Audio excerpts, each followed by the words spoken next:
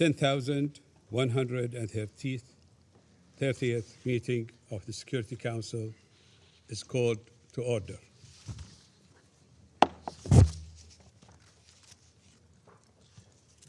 The provisional agenda for this meeting is the situation in the Middle East. The agenda is adopted.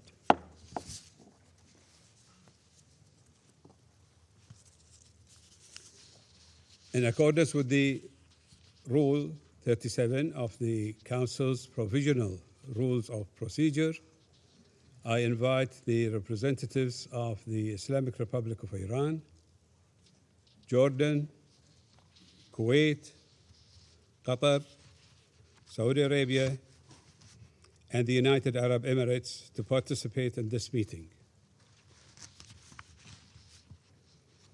It is so decided.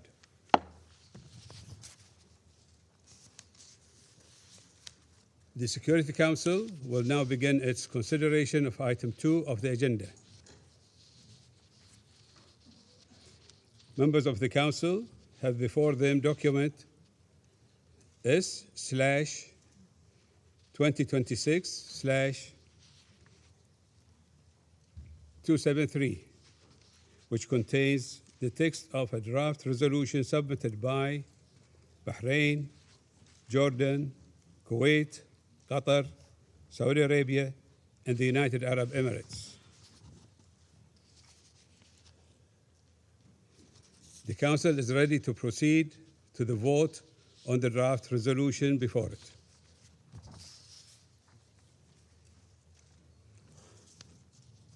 I now give the floor to those members of the Council who wish to make statements before the vote.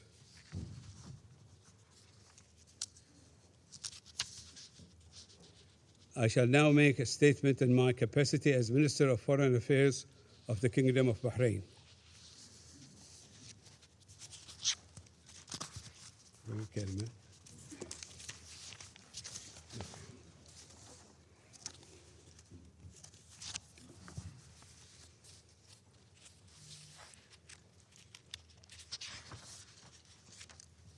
أصحاب السعادة. Excellencies, السلام عليكم ورحمة الله may the peace, وبركاته. mercy, and blessings of God be upon you. تتقدم مملكة البحرين The Kingdom of Bahrain, وبالنيابة عن كل acting من on دولة behalf of the الإمارات United العربية Arab المتحدة Emirates, والمملكة the العربية Kingdom of Saudi السعودية Arabia, ودولة the قطر State of Qatar, ودولة the الكويت State of Kuwait, والمملكة and the الأردنية Hashemite الهاشمية Kingdom of Jordan بمشروع القرار hereby المعروض أمام submits مجلس the الأمن draft اليوم resolution presented before the Security والمعني Council today. بتأمين الملاحة This البحرية في resolution منطقة addresses the الخليج العربي security of maritime navigation in the باستجابة Arabian حاسمة Gulf, ومسؤولة constituting a decisive and لمواجهة responsible تطورات response خطيرة to grave developments تمس أحد أهم affecting one of الممرات the most المائية vital الحيوية waterways for للتجارة international الدولية trade, وهو مضيق هرمز. namely the Strait of Hormuz. إن أهمية مضيق هرمز الدولية The international significance of the تتجسد Strait of بأنه يمر Hormuz lies in من the خلال ما fact يقارب that it serves as a transit route 38% for approximately من تجارة النفط 38% of الخام global العالمية crude oil trade, و29% 29% of من liquefied غاز النفط petroleum المسال gas, و19% 19% من of الغاز liquefied الطبيعي المسال natural gas, و20% and من 20% of المنتجات refined النفطية petroleum المكررة products, بما في ذلك including النفط ذو المحتوى high الكبريتي المرتفع sulfur oil, والذي يعد which constitutes عنصراً an أساسياً في إنتاج essential الأسمدة component in the التي production of تعتمد عليها fertilizers الدول النامية upon which بشكل كبير developing nations heavily لا سيما rely, في مواسم الزراعة particularly during agricultural بالإضافة إلى seasons. نحو Furthermore, 30% the Straits facilitates من the passage إمدادات of الهيليوم about العالمية 30% of the world's helium الذي supplies, يعد عنصراً a vital حيوياً element in the لصناعة electronic الرقائق chip الإلكترونية manufacturing industry, علاوة as على well المواد as الغذائية foodstuffs and والأدوية الضرورية pharmaceuticals لحياة essential to the ملايين lives البشر of millions of people. ولذلك فإن أي Consequently, تعطيل any لتدفق هذه disruption to الموارد the flow of these resources does not على merely أسواق impact الطاقة energy markets. بل يمتد Its تأثيره effects extend to لإعطاء agricultural سلاسل supply الإمداد chains الزراعي and global والأمن food الغذائي security, العالمي فضلاً عن as well القطاعات as to الحيوية vital sectors المرتبطة بالتكنولوجيا dependent المتقدمة on advanced technology. أن دول مجلس التعاون The ودول member الخليج states of the العربي Gulf Cooperation Council تمثل المصدر الأساسي represent the primary source of global energy supplies. ما يجعل This renders the security of the Strait of Hormuz a shared international responsibility, one that transcends the regional sphere to directly bear upon the stability of the global economy.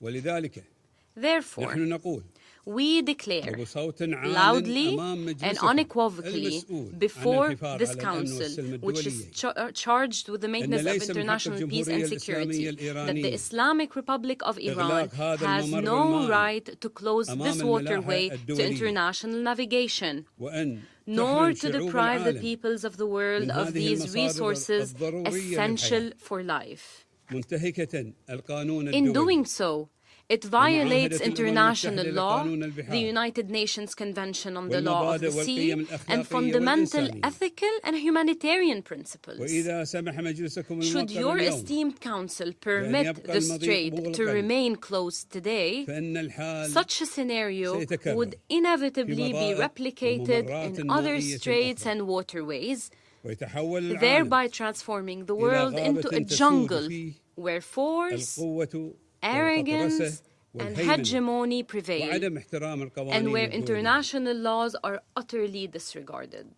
إن مشروع القرار المعروض على المجلس The draft resolution currently يأتي في before the ظرف Council بالغ الدقة comes at a والحساسية. moment of extreme حيث تواصل criticality إيران and sensitivity اعتداءاتها as Iran غير persists in القانونية its unlawful aggression بآلاف against الصواريخ our nations, البالستية employing thousands of ballistic والطائرات missiles and المسيرة drones, على دولنا targeting مستهدفة civilian البنية infrastructure التحتية and المدنية vital installations, والمنشآت الحيوية بالإضافة إلى أمن الملاحة as well as the security of بانتهاك صارخ navigation. لميثاق الأمم المتحدة This constitutes a flagrant violation of the United Nations Charter ولا سيما القانون and الدولي الإنساني international law, especially international وتهديد humanitarian مباشر law. This is also a للسلم direct والأمن threat to الإقليمي regional والدولي. and international peace and security, ومخالفة صريحة and an explicit لقرار مجلس الأمن violation of Security Council 2817 Resolution الصادر 2817, منذ 30 which was يوماً adopted فقط. just 30 days ago.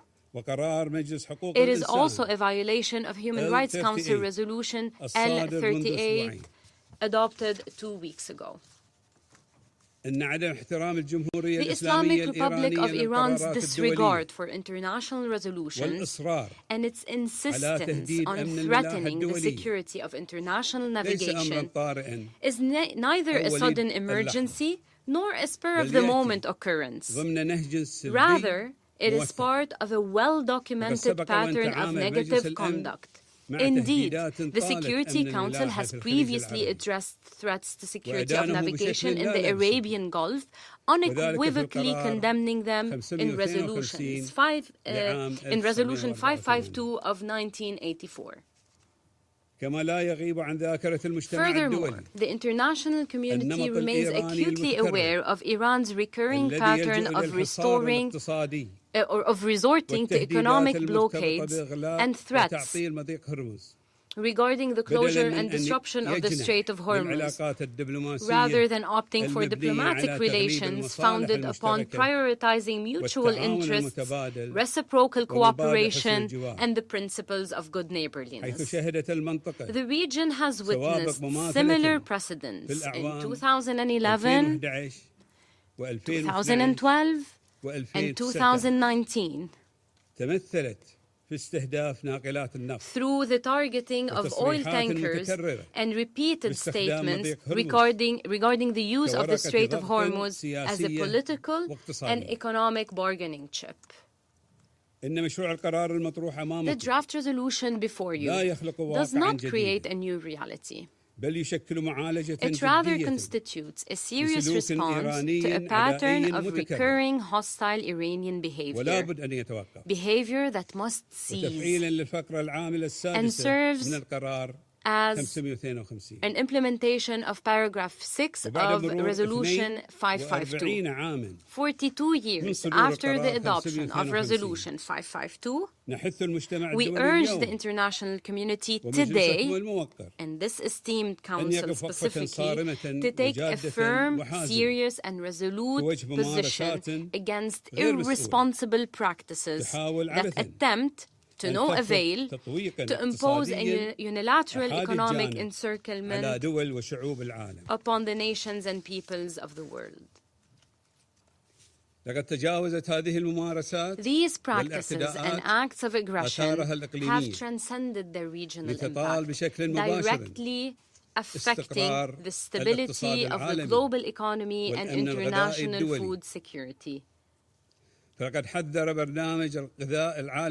World Food Programme has warned that the closure of the strait has driven up the costs of fuel, transport and food. Furthermore, a continued closure of the strait could push nearly 45 million additional people into acute levels of food insecurity. A situation that demands urgent and responsible international action. Excellencies, in light of the global turbulence witnessed today, it is no longer possible to ignore the fact that the obstruction of navigation in the Strait of Hormuz represents a systematic pattern of behavior, one predicated on weaponizing this vital waterway as a tool for political pressure and leverage. Let us be clear. A failure to act today would entail grave consequences for the world and for humanity. It would embolden further violations of international law, undermine the credibility of the Security Council, and send a negative message, namely that Security Council resolutions may be disregarded with impunity.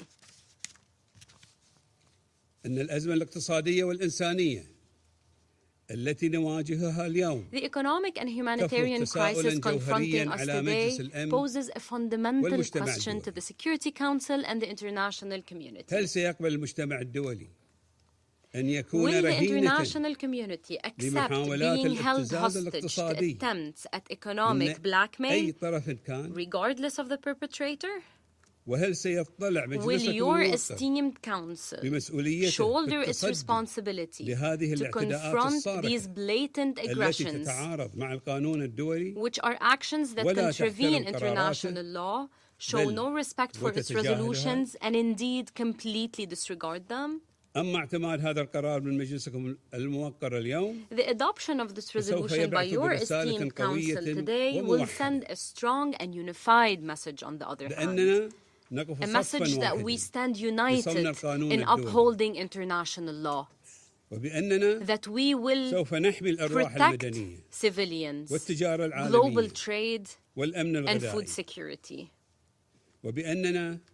that we will safeguard the vital supply chains for advanced technology, thereby ensuring continued global technological progress for the well-being of humanity, and that we will not permit the vital international waterways are threatened or blocked. Excellencies, the Kingdom of Bahrain's non-permanent membership in the Security Council, coupled with our presidency of the Council during this current month of April, has placed us before a challenge of the utmost sensitivity, namely to protect the interests of our affected nations and of the entire world, while simultaneously preserving the unity of the Security Council, ensuring that the Council remains united in its stances and resolutions. Consequently, and following continuous negotiations and extensive discussions, we have strived to ensure that this draft resolution is balanced, implementable, and capable of achieving the desired objectives. في تأمين حرية الملاحة a البحرية united council to ensure safe ولذلك maritime نحث navigation. جميع أعضاء هذا المجلس We therefore urge على all دعم مشروع members of the القرار Security Council to support this ومصداقية draft المجلس resolution for the Council's وأمن credibility, منطقتنا the واستقرارها security and stability of our ونمو region, الاقتصاد the growth العالمي of the global economy, والحفاظ على الأمن preservation الغذائي of food security and والتقدم technological التكنولوجي advancement, جميعها all depend تعتمد على قرار upon the decision الموقر. of your وشكراً. esteemed council. Thank you.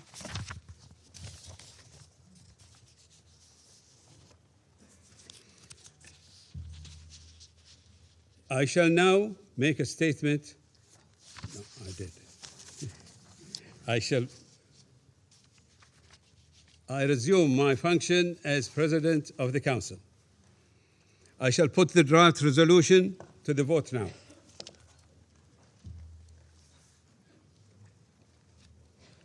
Will those in favor of the draft resolution contained in document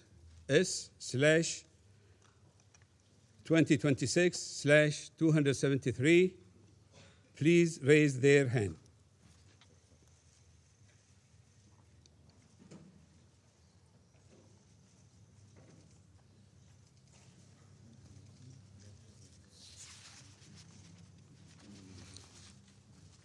Those against?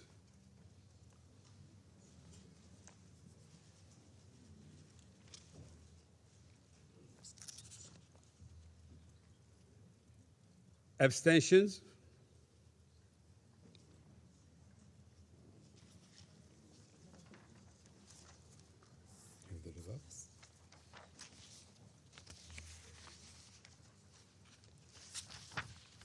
The result of the voting is as follows. 11 votes in favor, 2 votes against, 2 abstentions.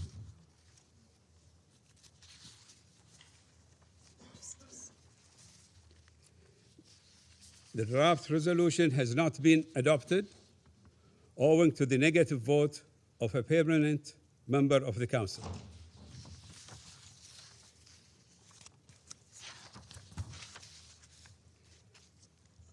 I now give the floor to those members of the Council who wish to make statements after the vote.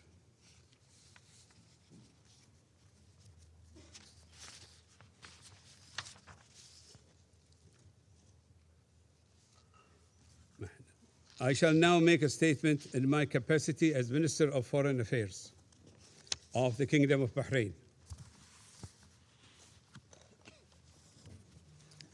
أصحاب السعادة. Your Excellencies, تعرب بلادي مملكة البحرين. my country, the Kingdom of الإمارات Bahrain, العربية المتحدة. and the United Arab والمملكة Emirates, العربية السعودية.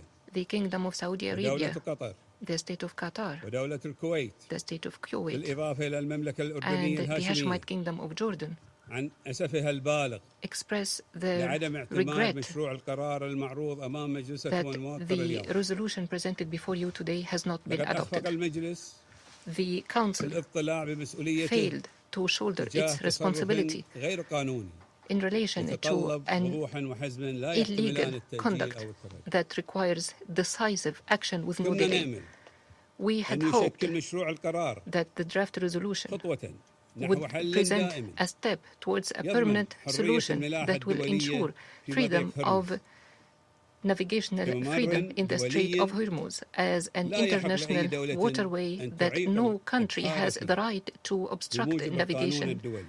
in it according to international law. وفي هذا السياق In this connection, نعيد التأكيد we على reiterate صوت المجتمع الدولي that والمتمثل في قرار المجلس الموقر the voice of international community as represented in this 2817 لعام Council and its resolution 2026 2718 of 2026, which expressed عن فرض التزامات لا تحتمل التأويل أو الانتقائية في التنفيذ. imposition of obligations that should be implemented with no delay. هذه الالتزامات أو التهاون في Any فرضها inaction in this regard مصداقية will المجلس undermine the credibility of the ويشجع على Council مزيد من and الانتهاكات. emboldens to وعليه commit more violations. Accordingly, we call on the Islamic Republic of Iran to fully comply to these obligations and to constructively cooperate with the international community instead of continue to adopt policies of escalation and to employ ballistic missiles and launch drones against neighboring countries. The attacks that your council has called for their stop and end, and we call on Iran to stop its attempts to create a reality that is based on threat, economic pressure by obstructing navigation in the Strait of Hormuz, as this will have consequences on energy security, medicine, food supplies, international trade in the world at large. Your Excellencies, threats to navigational freedom and regional security are not subject to statute of limitation. These challenges are persistent, which require collective action and decisive action. Accordingly, we stress that our countries will continue to work in coordination with their partners and allies to ensure the navigational freedom and the protection of international maritime waterways, to prevent the recurrence of these threats, to ensure security of international economy and maintain interests of international community. The draft resolution, which has not been adopted by your esteemed Council, reflects an urgent response to serious developments which created a direct threat to freedom of maritime navigation and impacted the safety and stability of international trade, energy markets, and food and medicine supplies. The draft has also aimed to consolidate principles of international law in relation to navigational freedom and ensure that waterways are not used as bargaining ships or tools of blackmailing. Failing to adopt this resolution sends the wrong signal to the world, to the peoples of the world. This signal that the threat to international waterways can pass without any decisive action by the international organization responsible for the maintenance of international peace and security. Threat to close the Strait of Hormuz and using it as a pressure card before the world is not anything new. It is a repeated conduct used by Iran for decades. Every time it has been used, it had direct implications on global markets, energy security, and food supplies, and the lives of the peoples of the region. We consider that the inaction of the Council and its failing to address this situation decisively will lead to entrench this kind of conduct and behavior that is irresponsible and that is contravening with international law. It will expand the scope of its risks, which is a threat to the stability of the world order. The Arab Gulf is not far from your countries, not in geography or economy. It is in the heart of your stability and prosperity. Its security is your security. And the Gulf countries are not only providing the energy supplies which move world economy, they contribute to the stability of the markets, and they support the supply chains, and they are a reliable investment and commercial partner, in particular the developing countries and countries of the South, which find themselves in the front line of those impacted by this crisis. And they bear the disproportionate cost of any disruption in supply chains and disruption of energy markets. Our countries contribute to the development of future industries, including the supply chains and the associated technologies. We host communities of qualified people from all over the world. Your people are working side by side with ours in an environment based on security, dignity, equal opportunity, and aspired and shared future. Your Excellencies, failing to adopt the resolution today does not change the reality on the ground. It does not protect the civilian seafarers. It does not secure global supply chains. It does not ensure the free flow of energy and trade. It does not exempt those responsible for the violations of international law from accountability. It raises questions about the ability of this Council to assume its responsibility in maintaining international peace and security.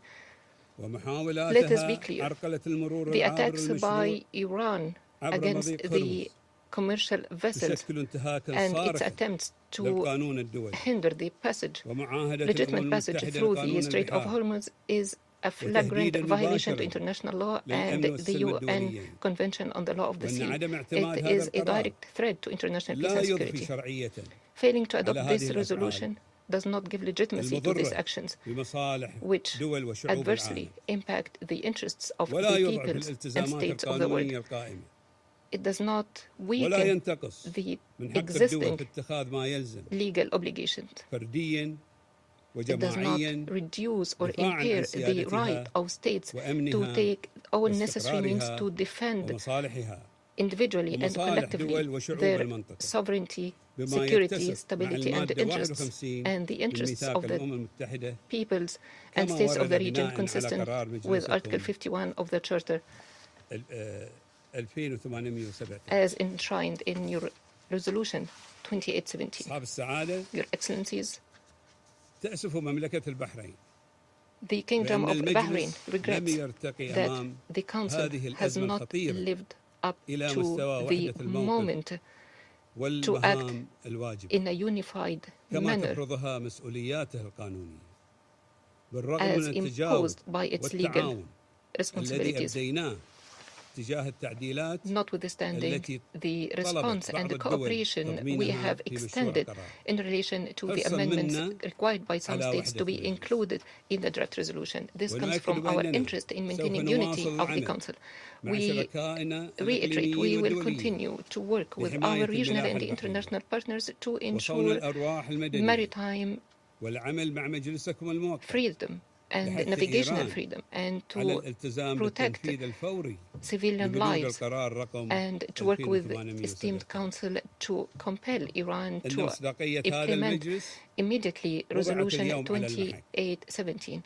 The credibility of the Council is today at stake. It's not an abstract concept. The credibility is measured by the ability of the Council to move decisively when the situation so requires. As to the responsibility, it remains to exist, and the Kingdom of Bahrain will continue to shoulder this responsibility alongside all those who uphold international law and those who believe in justice and the right of peoples to live in dignity and equality without fear from the future. Thank you. I resume my function as President of the Council.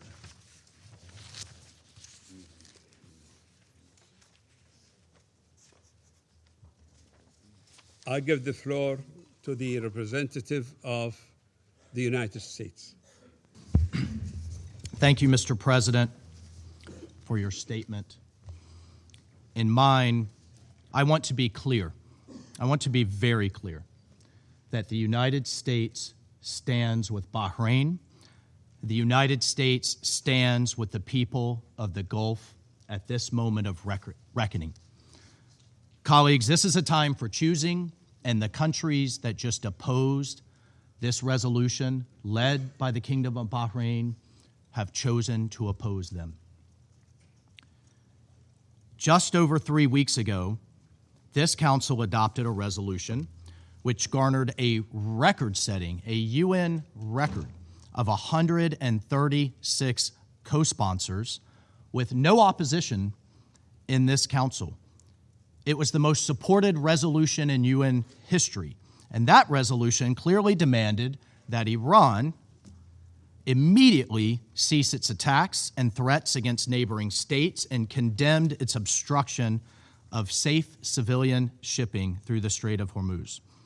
As President Trump explained in his statement last week to the nation and the world, we are here because Iran's tyrannical regime has persisted for decades in escalating its attacks against the American people, our allies in the region, and the world's commercial fleets, in flagrant violation of international law and nearly a dozen resolutions from the United Nations Security Council. Colleagues, 47 years ago, the Iranian regime's first act was to take dozens of Americans hostage. Now, it's taking the Strait of Hormuz hostage, and with it, attempting to take the world's economy hostage. Well, colleagues, that may be its last act. We'll see. Iran has laid mines in the strait. They are firing upon civilian commercial vessels. These vessels are carrying fertilizer, oil, medical supplies, other critical goods around the world. They are threatening the entire world with energy shortages, disrupted supply chains, and possibly even famine. The Iranian regime has deliberately chosen to broaden their war to the Gulf by firing on our allies, not just U.S. military bases, but shooting in all directions. Just against the United Arab Emirates alone, Iran has fired over 500 ballistic missiles, over 2,000 drones, dozens of sophisticated cruise missiles. Again, not against military targets, against resorts and ports and hotels and civilian neighborhoods in absolute and flagrant violation of international law. The Kingdom of Bahrain has sustained thousands more ballistic missiles, drones, cruise missiles, again, against civilian neighborhoods. Iran has deliberately chosen to broaden their war even further. Iran's foreign minister, Araghchi, has stated now the Strait of Hormuz is now Iranian territory. That's quite the pronouncement. And that they will treat it as their own territory. Again, holding the world's economy hostage. This was their choice to deny the world oil that's needed to heat their homes, African and South Asian states who need grain and fertilizer to pass freely through the strait in time for planting season in spring.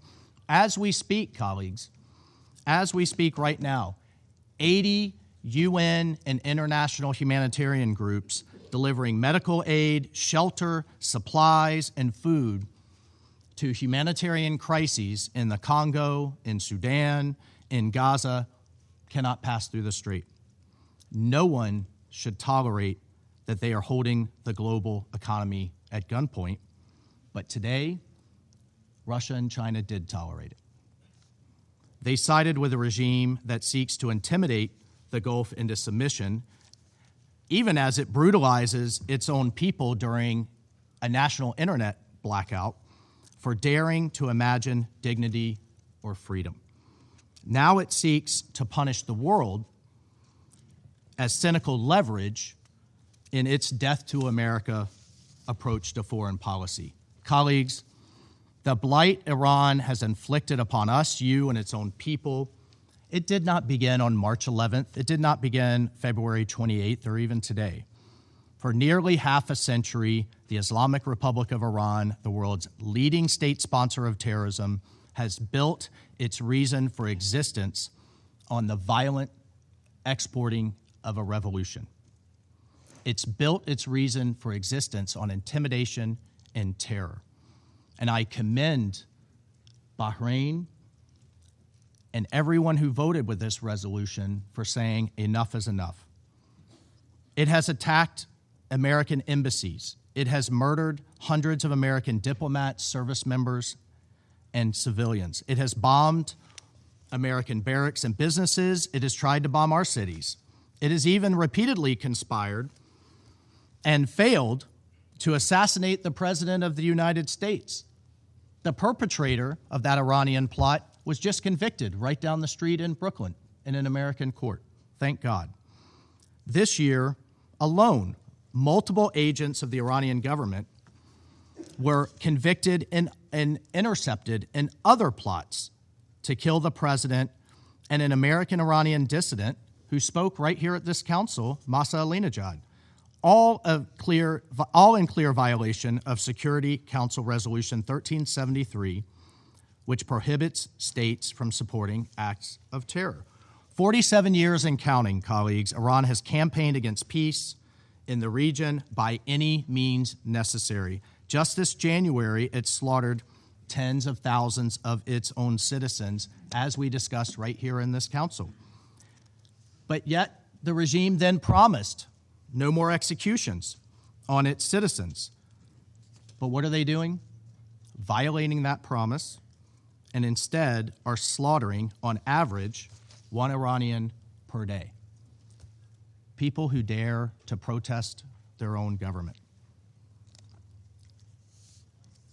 Iran has also armed terrorist proxies, targeted civilians, strangled shipping lanes, and destabilized governments. As a 2019 UN Secretary General report affirmed, it has hidden and encouraged its proxies to hide behind civilians and civilian infrastructure to attack Americans and our allies. The Secretary General himself affirmed Iran hides military hardware in hospitals and schools and civilian neighborhoods for propaganda purposes in the most sick and despicable way.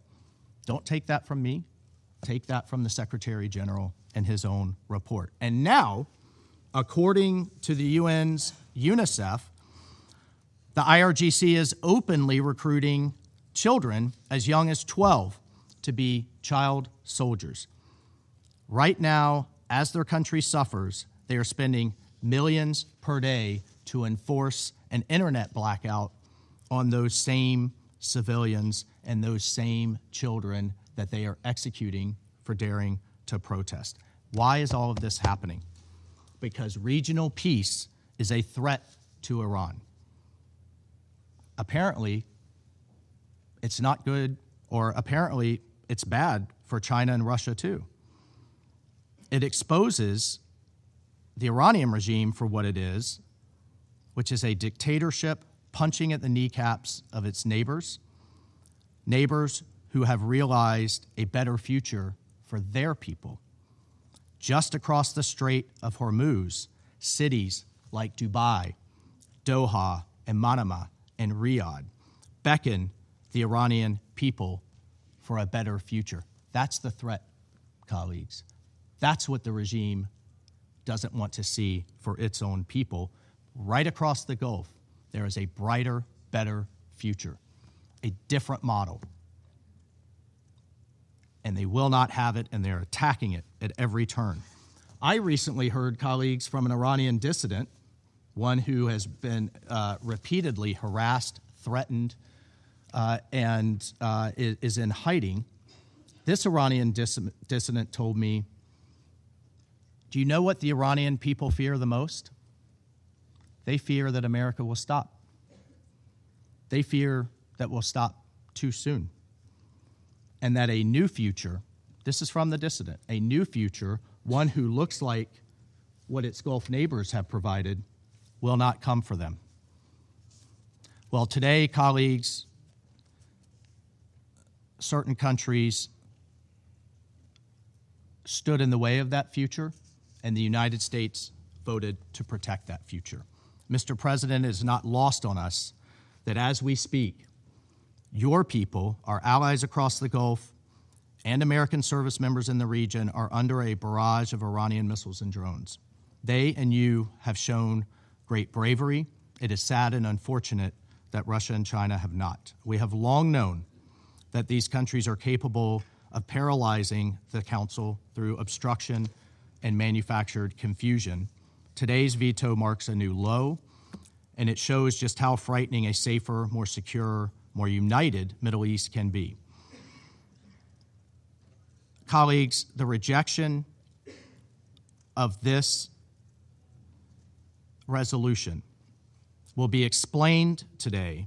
You will hear today a number of excuses. You will hear that this was part of the U.S. campaign to ensure that the world is free of Iran's nuclear program.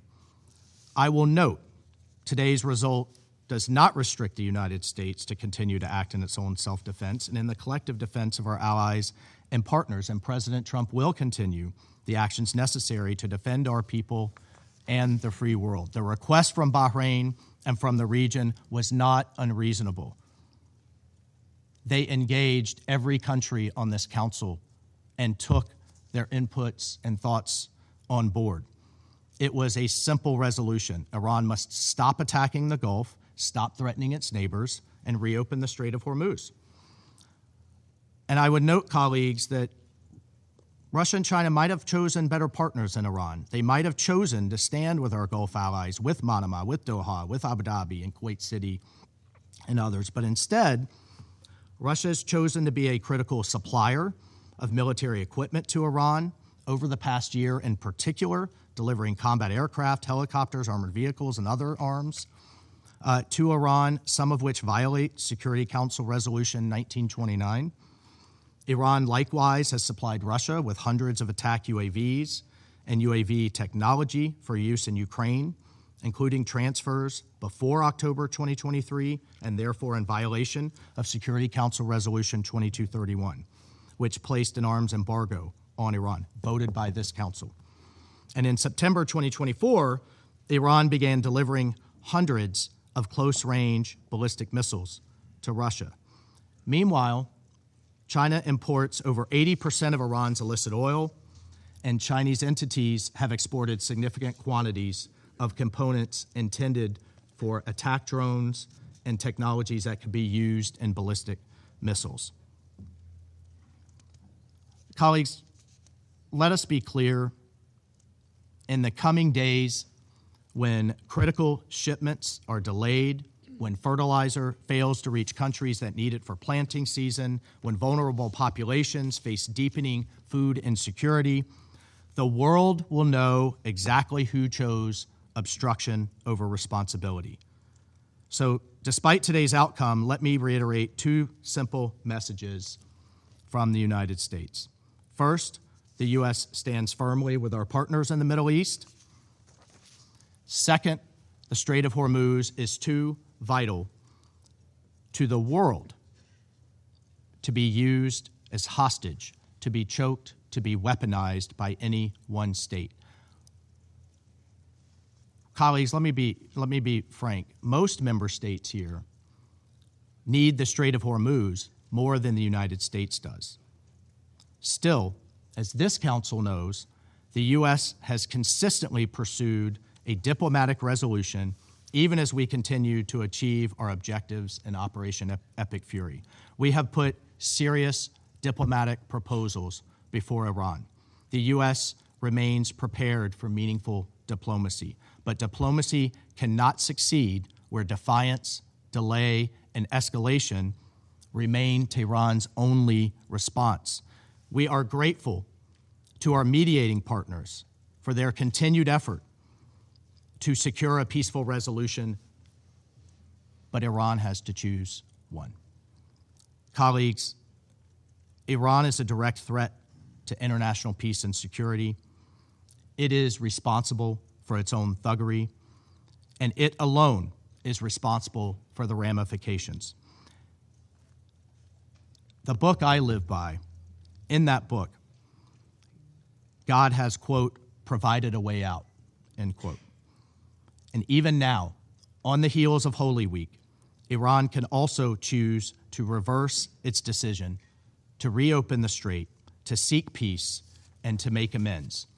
But until then and afterwards, we call on responsible nations to join us in securing the Strait of Hormuz, protecting it, ensuring that it remains open to lawful commerce, to humanitarian goods, and the free movement of the world's goods. Mr. President, the United States and its allies will protect our interests, our people, and a better future for all, even while members of this council, partnered with the Iranian regime, work to do the exact opposite. I thank you. I thank the representative of the United States. I give the floor to the representative of Panama. Gracias, señor presidente. Thank you, Mr. President. Panama welcomes Bahrain's leadership in putting forward and leading this negotiation process, as well as for the efforts that it has made to bring positions between members of the Council closer together. Panama recognizes the critical importance of safeguarding by all parties and at all times the protection of the civilian population and critical infrastructure, as well as ensuring maritime security and freedom of navigation in the Strait of Hormuz, which is an essential waterway for international commerce, energy security, and global economic stability. We reiterate our solidarity and our support for the countries of the Gulf and all of those affected by attacks on civilian infrastructure and international navigation in this important strategic area. In the context of an escalation which was not begun nor sought by these states and the consequences of which they are currently directly facing. Panama co-sponsored and voted in favor of Resolution 2817/2026, through which this Council condemned the attacks on countries of the Gulf, reaffirmed respect for their sovereignty and territorial integrity, and demanded an immediate cessation of such attacks.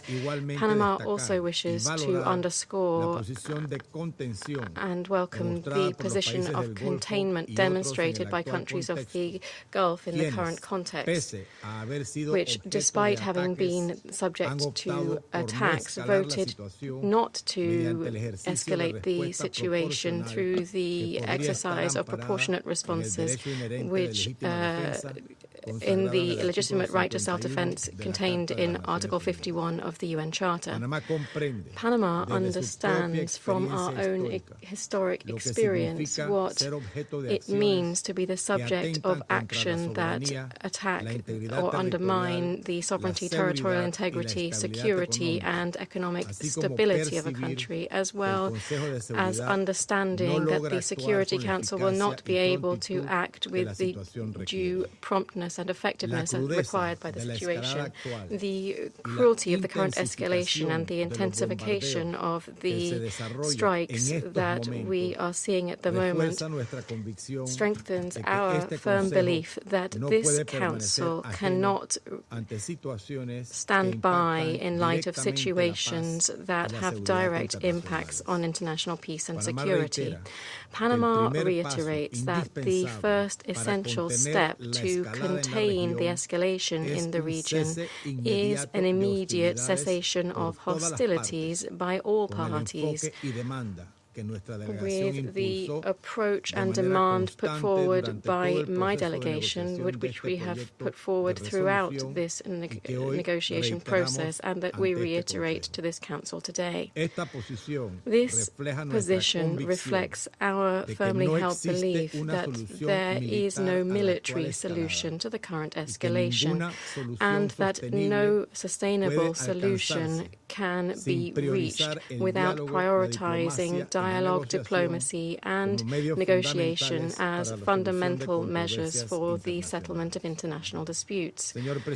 Mr. President, Panama welcomes the efforts made throughout the negotiation process to reflect the various perspectives of the members of the Council, in particular, the inclusion of language relating to respect for the sovereignty, territorial integrity, and political independence of states, as well as the substantive adjustments subsequently made following the end of negotiations on the text, which specify the defensive nature of the measures contemplated, since this is a crucial element that contributed to bringing positions of members of the Council closer together. We insist that any measure that would be taken under the framework of this resolution should be implemented not only with this defensive purpose in mind, but also always strictly in accordance with international law, including international humanitarian law and international human rights law, with full observance for the protection of the civilian population and civilian infrastructure. Mr. President, Panama, as the sovereign owner and responsible operator of the Panama Canal, and as the holder of one of the largest registers of maritime shipping, notes that, particularly sensitively, any step that might affect the predictability, security of international navigation. These considerations have direct and concrete implications for our country, to the extent that escalation-based scenarios might have harmful repercussions on other strategic routes. In light of the urgency of the situation and the need for the Security Council to act, Panama resolved to support the adoption of the resolution, which in its final version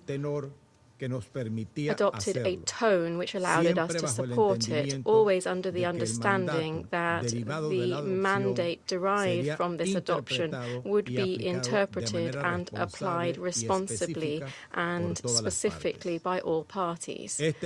This vote reflects a responsible decision geared towards ensuring reducing greater risk for the civilian population and critical infrastructure, as well as to contributing to easing the tensions and supporting international navigation and waterways. Thank you. I thank the representative of Panama, and I give the floor to the representative of Colombia. Señor Presidente, Mr. President, Colombia observa Colombia con notes profunda preocupación la with evolución de la profound concern situación en el the Medio developments of the situation in the Oriente, que Middle East, registra ya su sexta semana a sin situation which señales is now claras entering de its sixth desescalada. week without Mi clear país signs of lamenta la pérdida de de-escalation. vidas My humanas country y regrets the condena loss of todos human los life ataques and contra condemns civiles, all bienes attacks de on carácter civilians, civil e civilian infraestructura objects, and esencial, essential infrastructure, incluidas las including instalaciones energéticas, energy cuyo installations, funcionamiento es whose fundamental para operation la is prestación de essential servicios to básicos. ensuring the supply of basic A su vez, services. Colombia reconoce la At importancia the same time, estratégica Colombia del Estrecho de recognizes the Hormuz strategic para el comercio importance of the Strait of internacional y la Hormuz seguridad for energética. international commerce Las and energy afectaciones a la security. seguridad marítima Effects tienen on maritime impactos security que have trascienden impacts la that transcend región the y region afectan and especialmente particularly a los affect países en developing desarrollo. countries. Por ello, For mi this delegación reason, my participó delegation activamente en la participated actively in the negociación y negotiations presentó and propuestas put orientadas forward a proposals balancear el aimed at texto, balancing the text, introducir mayor introducing claridad greater sobre el clarity alcance de las regarding the medidas scope of contempladas the measures y evitar contemplated and formulaciones avoiding amplias que pudieran broad dar wording lugar a which might give interpretaciones rise to que excedan el interpretations objetivo de overstepping the garantizar la objective of seguridad de la guaranteeing navegación free security en of línea con los navigation. propósitos This in y line with the principles and principios purposes de of la Carta the de las United Naciones Nations Unidas y el Charter derecho and international internacional. law. We thank Bahrain for the efforts made to address some of the positions and concerns expressed by members of the Council. Nonetheless, there remain substantive aspects that were not fully resolved and in light of which my country continues to have serious concerns. In particular, my delegation believes that the text remains selective, unbalanced, and ambiguous. In addition, Colombia is concerned that the lack of legal precision in the text could lend itself to interpretations that surpass the planned objective and would have broader implications for regional stability, including the risk of expanding the conflict or driving dynamics that could involve more actors in a situation that is already so volatile. For this reason, and since we believe that the text before us today is far from contributing to a negotiated solution, Colombia abstained in the vote. My country believes that in the current context, the Council should send clear messages geared towards containment and preventing a greater escalation. Furthermore, Colombia believes it's fundamental to give space to ongoing mediation efforts. In this context, measures that ramp up the confrontation run the risk of undermining these opportunities and hampering progress towards negotiated and sustainable solutions. We regret that the Security Council has missed this opportunity to provide a unified response that would contribute effectively to easing the tensions and opening space for peace. We reaffirm our solidarity with our colleagues from Bahrain, the Gulf, and all countries in the region. At the same time, we reiterate the urgent call for a cessation of hostilities, respect for international law, and for the promotion of dialogue as the only path towards resolving this crisis, because peace is inside. Thank you. Representative of Colombia for the statement. I give the floor to the representative of Pakistan. Thank you, Mr. President. At the outset, let me reiterate Pakistan's continued and unwavering support and complete solidarity in these challenging times with the brotherly kingdom of Bahrain and other fraternal GCC countries, the Kingdom of Saudi Arabia, Qatar, Kuwait, United Arab Emirates, and Oman, as well as Jordan, countries that are not parties to the ongoing conflict in the Middle East, but are directly suffering from its consequences. Pakistan supports the sovereignty, territorial integrity, political independence, and security of all brotherly countries in the region. President, the Strait of Hormuz is an important international shipping route for goods and energy. Pakistan calls for the security of ships and crew members and the swift and safe passage of civilian ships and restoration of normal passage through the strait. The situation in the Strait of Hormuz is adversely impacting countries around the world, including Pakistan. The consequences for regional and global economy are evidently harsh, and ordinary Pakistanis are also suffering.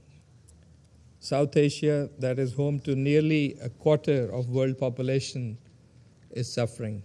The ongoing situation in the Strait of Hormuz has resulted in one of the largest energy supply shocks in modern history.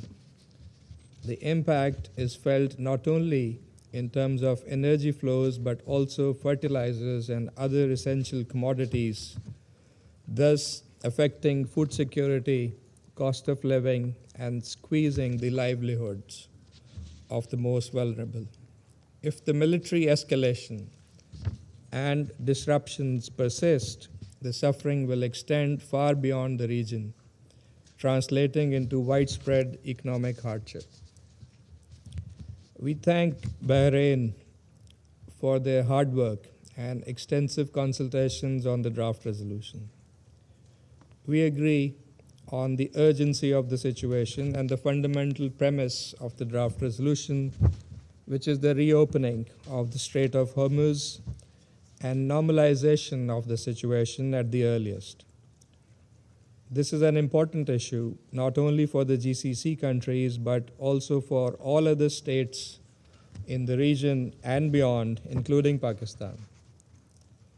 It is also logical, Mr. President, that any discussion or arrangement related to the Strait of Hormuz will have to take into account the legitimate interests of the GCC countries.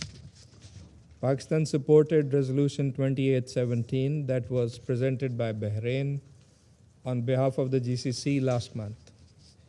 And we have consistently maintained that that resolution should be implemented in letter and spirit.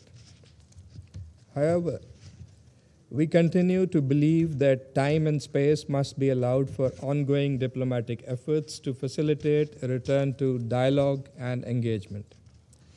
These efforts have been widely acknowledged and appreciated, including by the UN Secretary General and members of this Council.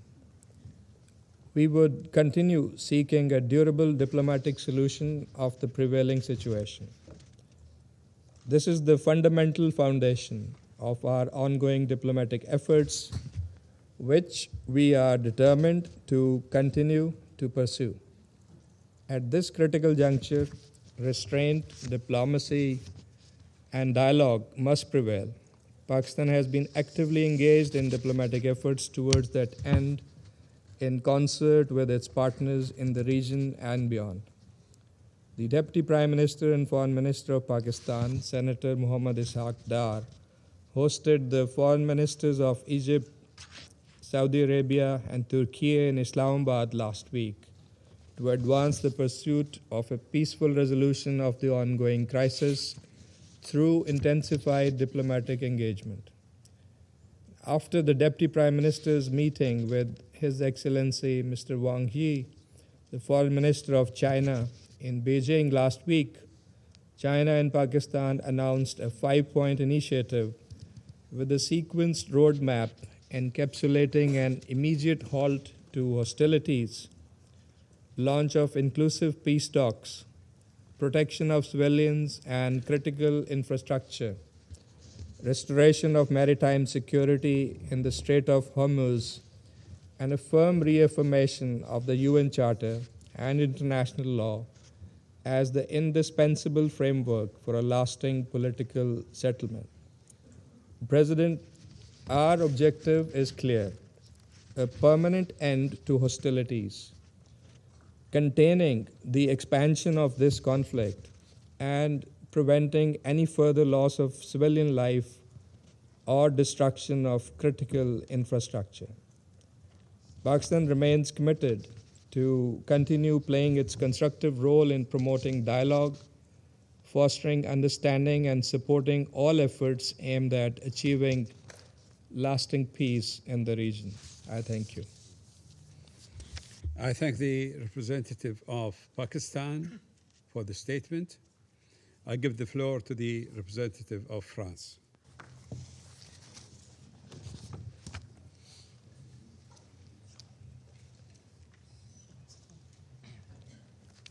Merci, Monsieur le Président. Thank you, Mr. President. Mr. President, France déplore deplores que le projet de the fact résolution that présenté the par draft resolution Bahreïn which was tabled by n'ait pu être Bahrain adopté was not able to be en raison du adopted veto opposé owing par deux to the membres permanents du veto Conseil de cast sécurité. by a permanent member of the Security Nous tenons à Council. remercier We wish to Bahreïn thank Bahrain pour les efforts de for the consultation efforts déployés au of cours de la consultation négociation which were de ce undertaken over the texte course of negotiations qui on this méritait text, l'appui which de tout ce deserved Conseil. the support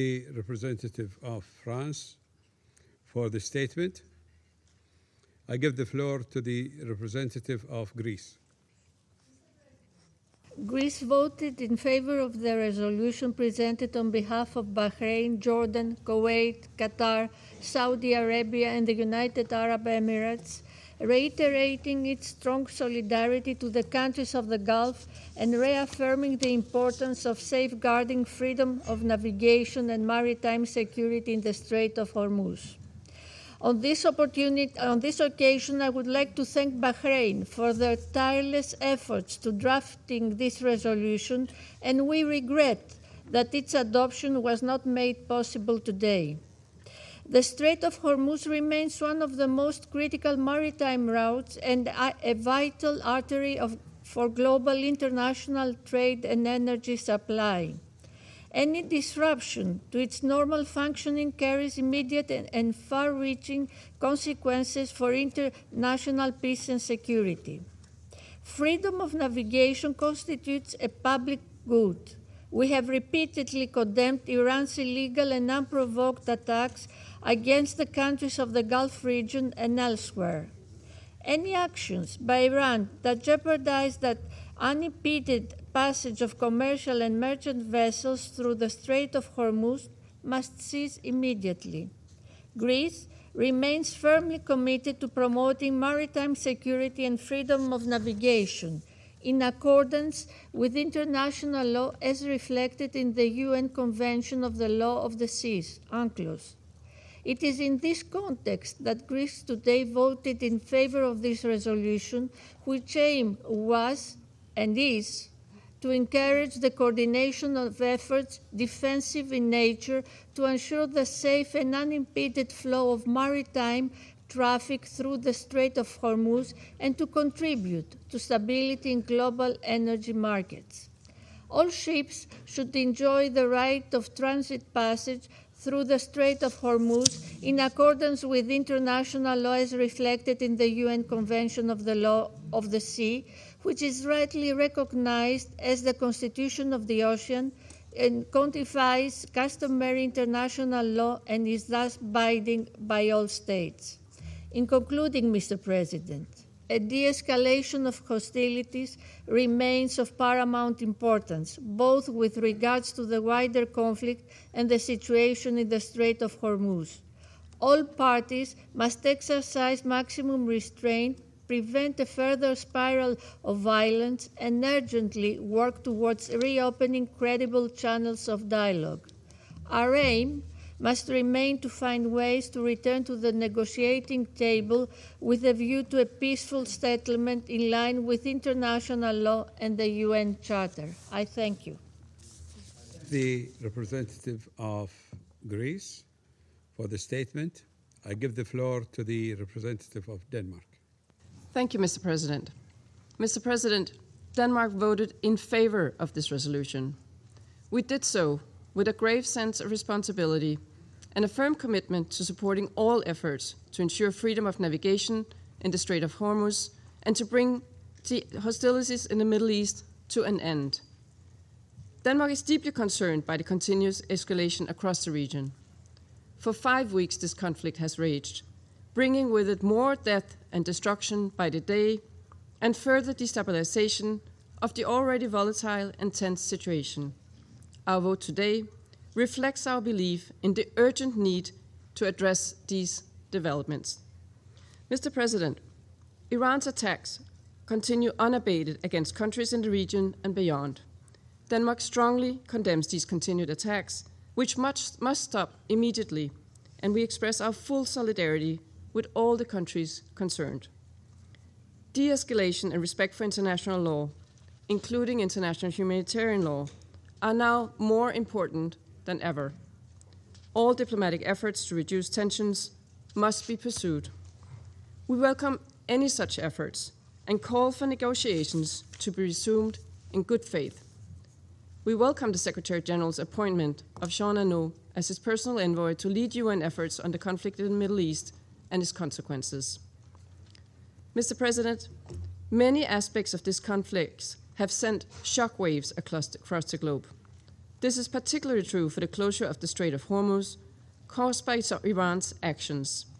This closure is not only a disruption, but a dangerous escalation, measured in lives and livelihoods lost. Global growth and development depend on the freedom of navigation, the repercussions for the global economy, and, increasingly, for food security, in particular across developing countries, are enormous. As a great maritime nation, Denmark is committed to maritime security, to open sea lanes, and to the safety of all seafarers. Mr. President, Iran's actions near and around the Strait of Hormuz constitute a threat to international peace and security. Iran must immediately cease all attacks and any other attempts to impede lawful transit passage in the Strait of Hormuz. It is crucial to permanently restore safe passage and ensure freedom of navigation in the Strait of Hormuz, consistent with Security Council Resolution 2817 and the United Nations Convention on the Law of the Sea. That is why Denmark voted in favor of this resolution. While we strongly regret that it was not possible to adopt this resolution today due to the vetoes cast by 2 permanent members, Denmark remains committed to safeguarding peace, security, and stability in the Middle East. I thank you.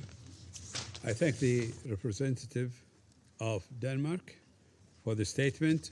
I give the floor to the representative of Latvia. Thank you, Mr. President.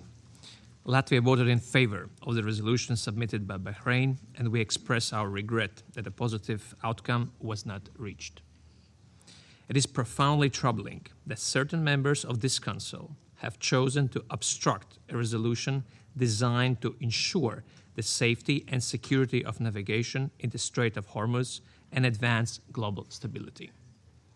Just 3 weeks ago, the Council adopted Resolution 2817, co-sponsored and supported by Latvia, alongside an unprecedented number of countries. In it, the Council called upon Iran to refrain from interfering with international navigation. In the days and weeks that have followed, Iran has doubled down and effectively closed the Strait of Hormuz, shocking the global economy. The continued failure and refusal by the Iranian regime to comply with its obligations under international law, including its breaches of the United Nations Convention on the Law of the Sea, as well as its persistent non-compliance with binding resolutions of this body, constitutes not only a breach of international order, but leaves this Council with a responsibility to act. Mr. President, we must ensure maritime security and freedom of navigation in the Strait of Hormuz. It is categorically unacceptable for Iran, or any state for that matter, to use an international waterway as a bargaining chip and to hold the global economy hostage. Supply chains are being disrupted, global energy prices have spiked, and acute food insecurity around the globe is growing at an alarming rate, especially among those most vulnerable. Iran is setting a dangerous precedent which we cannot allow or normalize, and we commend Bahrain for addressing precisely this crucial reality in its resolution. Finally, alongside the unprecedented closure of the strait, the Iranian regime is continuing its unprovoked strikes against countries in the region. We condemn this attacks against civilians and civilian infrastructure, and reiterate our steadfast solidarity with our partners in the region.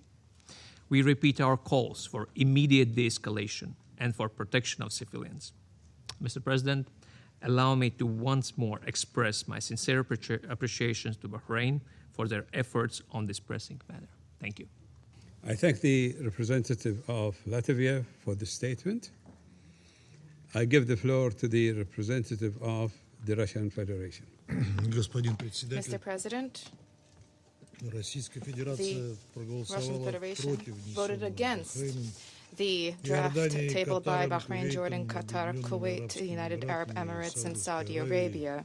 The draft resolution relating to the situation in the Strait of Hormuz and the adjacent waters.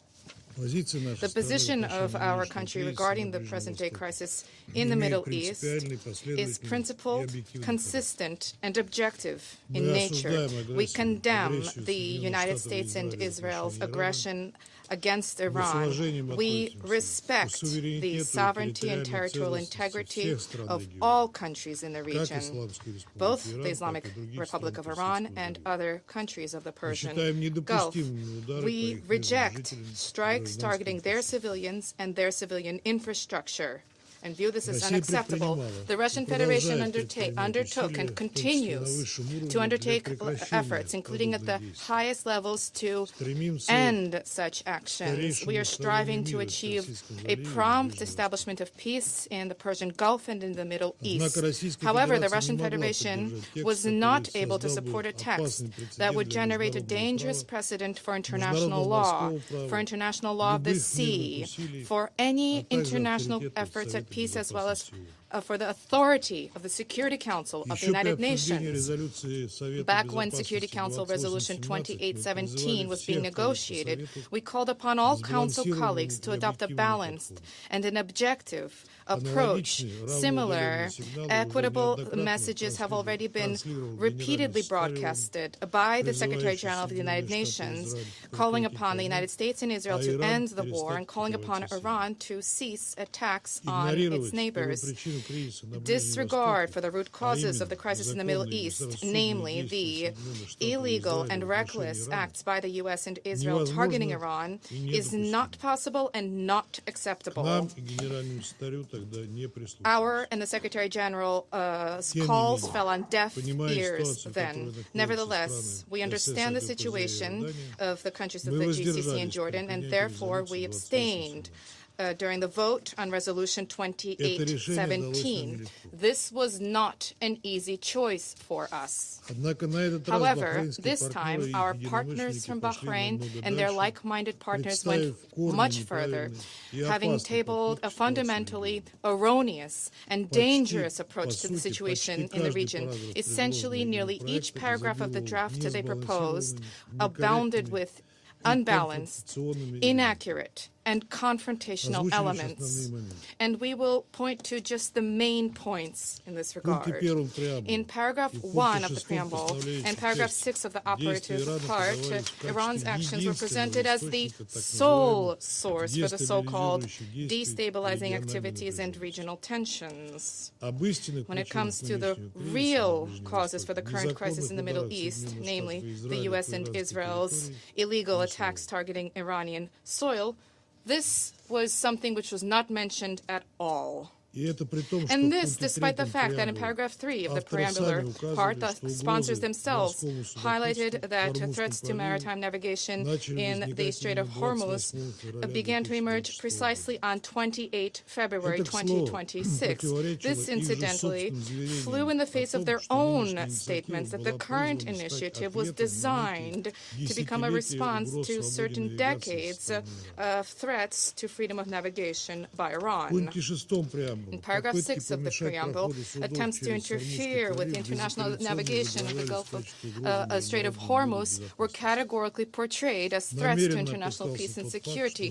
There was deliberate disregard for the fact that a significant part of the Strait of Hormuz is within Iran's territorial waters, and this was deliberately overlooked. Turning to paragraph 7 of the preamble, threats on merchant and commercial vessels and interference on freedom of navigation was identified as the sole reason for disruption to global energy supplies. Once again, without noting the root causes of the crisis, which was frankly mentioned by the President of the U.S. himself, publicly recognizing that an end to hostilities would result in the opening of the Strait of Hormuz. Turning to paragraph 9 of the preamble, as well as paragraphs 1 and 4 of the operative part, there were references to the UN Convention on the Law of the Sea, dating 1982. This international legal instrument does not apply to circumstances of armed conflict, which we stated on a number of occasions during the negotiations process. Paragraph 10 of the preamble noted that the source of threats to international peace and security in the context of the current crisis allegedly is Iran. Deletion from this paragraph of the reference to paragraph 7, to chapter 7 of the Charter was not a panacea. Such language, essentially, in any event, can be interpreted by states acting in bad faith as legitimizing the use of force.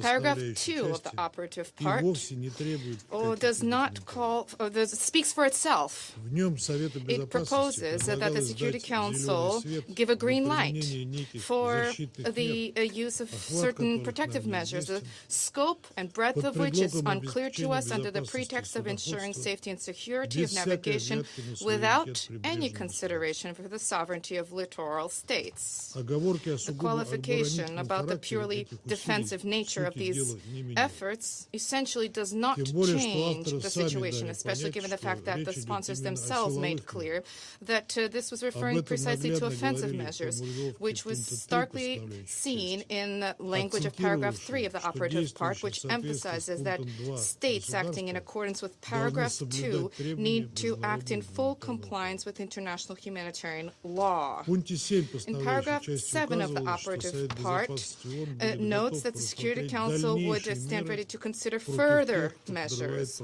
against those who undermine navigational rights and freedoms. This is an obvious hint at attempts to leverage sanctions pressure, irrespective of whether this is explicitly stated here or not.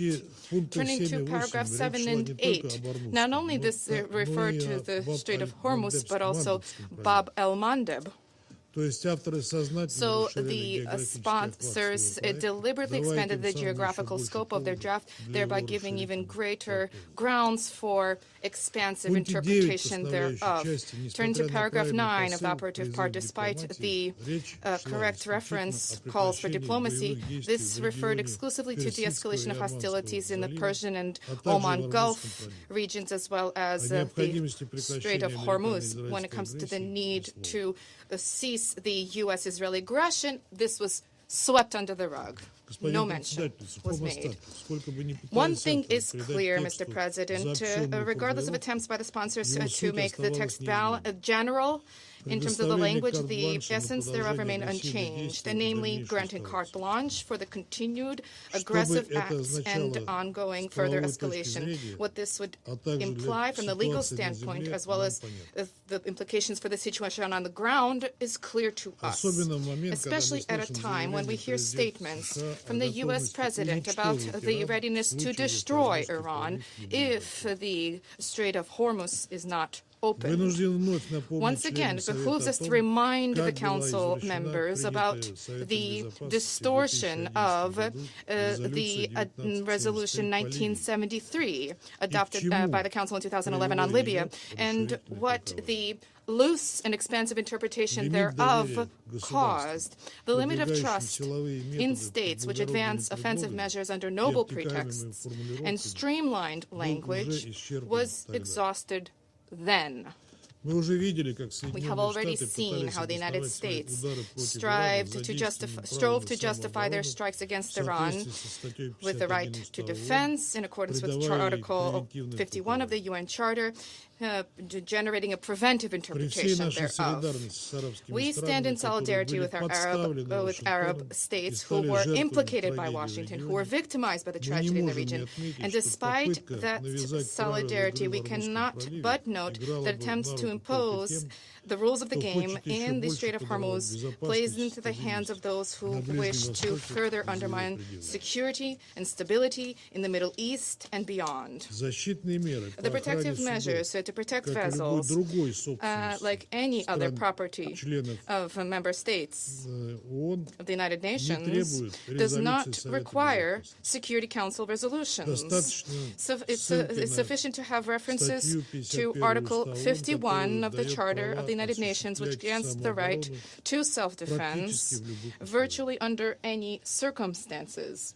The spread of operations for security purposes in the Strait of Hormuz without the consent of littoral states is yet another reason for which we were unable to accept and to adopt vote in favor of the draft tabled by Bahrain.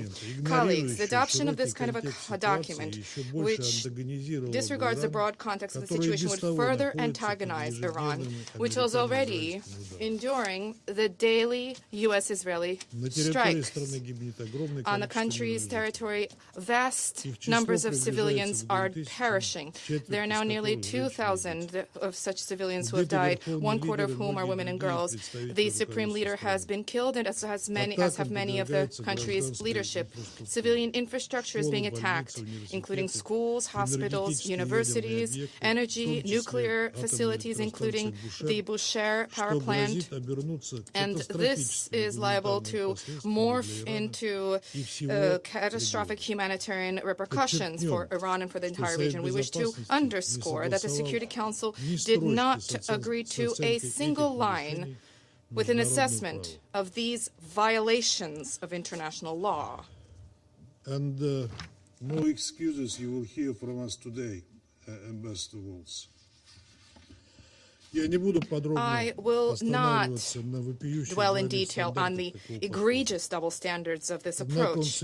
However, this was carried out in a completely illogical manner, even from the standpoint of simple pragmatism. The adoption of such a one-sided resolution would undermine any prospects for the resumption of negotiations for the purposes of resolving the crisis, and would also obstruct important and useful peace initiatives which are currently underway by a number of states, including China, Pakistan, and Turkey. If the Security Council were to adopt a position that was imposed upon it, then there would be no incentive whatsoever for Tehran to engage in contact in any form with Washington, Washington which twice already betrayed diplomacy. This was in June of 2025 and February of 2026. And as the U.S. began to conduct large-scale strikes against Iran at the height of the negotiations process. Mr. President, from the very start of work on the document, together with our Chinese colleagues, we conveyed to the Bahraini authors and other members of the Security Council our very serious concerns in connection with this initiative.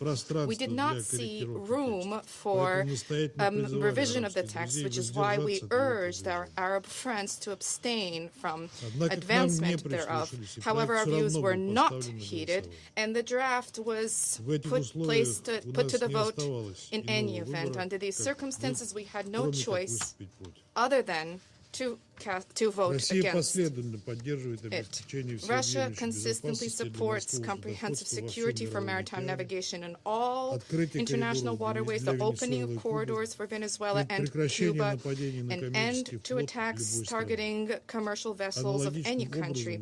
Similarly, we advocate unhampered navigation in the Strait of Hormuz. However, the only way to resolve this situation was with the participation of all littoral states bordering this important transport corridor. It is not possible to do this without Iran.